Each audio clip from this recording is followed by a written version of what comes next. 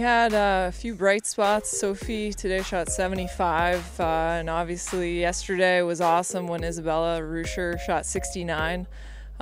She was actually in third place going into today.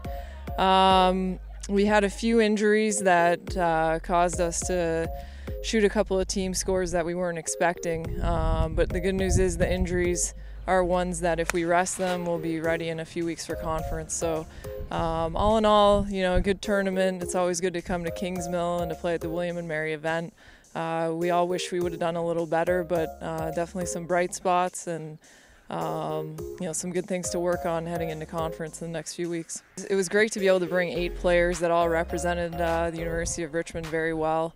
From our 3 individuals, all 3 seniors, they had at least one good round each, and I was really proud of them with the way they came out and fought hard. And we bring 6 players to our conference tournament, so it was a great opportunity to bring 8 players to see how they played in this tournament.